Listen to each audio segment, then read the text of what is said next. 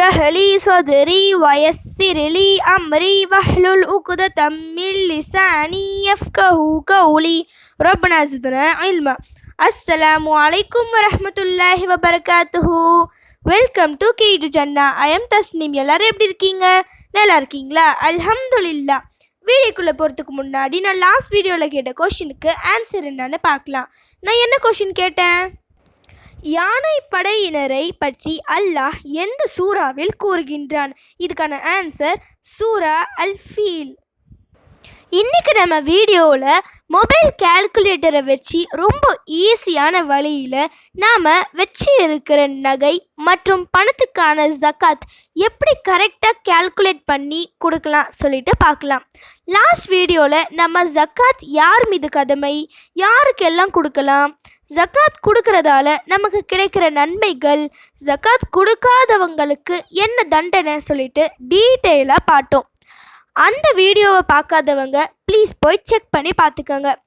நிறைய விஷயங்களை தெரிஞ்சுக்கலாம். நம்ம கிட்ட இருக்கிற நகை 85 கிராம் இல்லை அதை விட அதிகமாக இருந்துச்சுன்னா ஜக்காத் கொடுக்கணும்.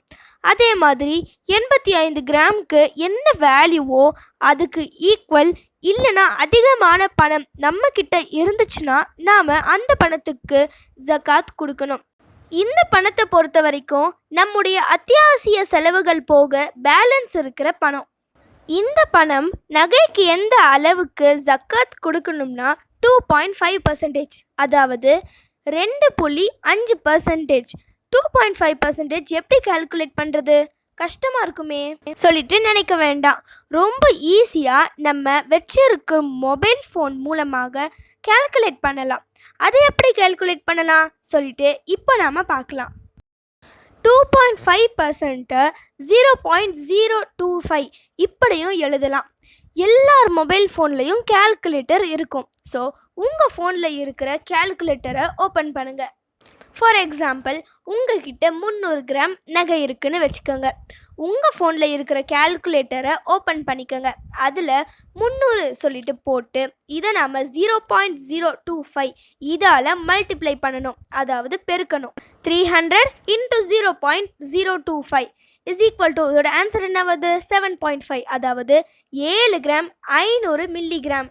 300 கிராம் நகைக்கு நீங்கள் கொடுக்க வேண்டிய ஜக்காத் 7 கிராம் 500 மில்லிகிராம். நம்ம நார்மலாக ஜக்காத்தை பணமாக தான் கொடுப்போம். ஸோ இதை எப்படி பணமாக மாற்றலான்னு பார்க்கலாம்.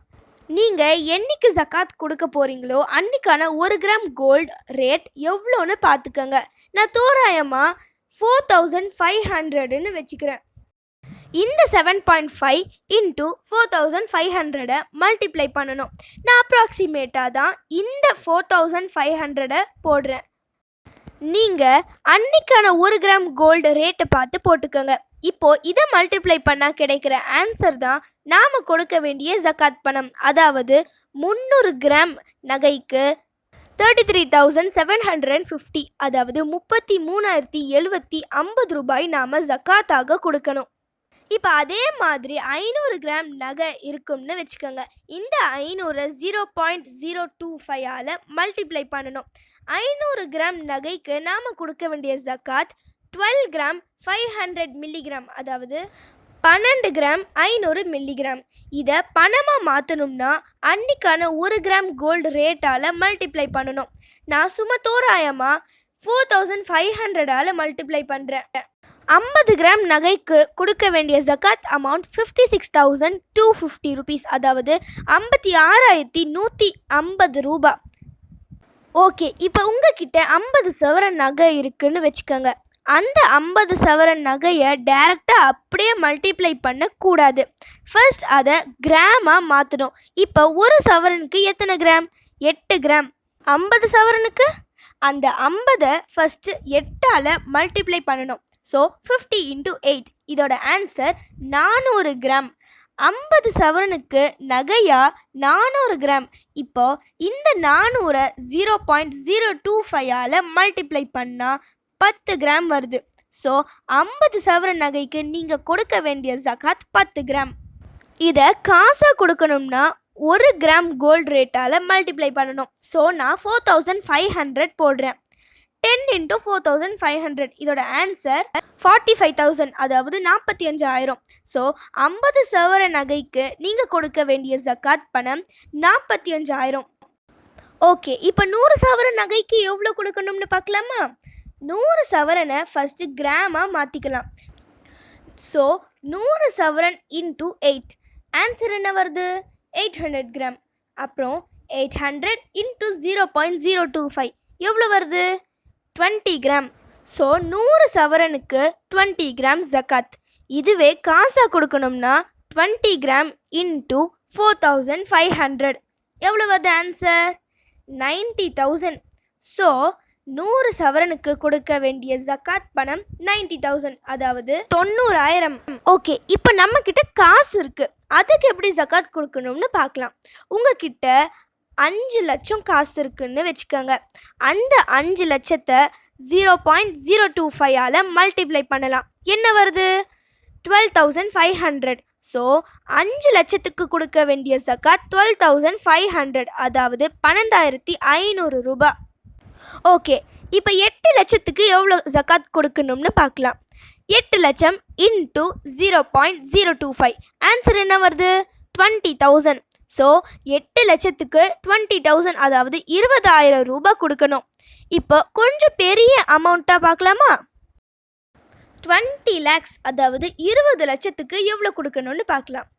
20 lakhs இன்ட்டு 0.025 எவ்வளோ வருது? 50,000 வருது. ஸோ 50,000 கொடுக்கணும்.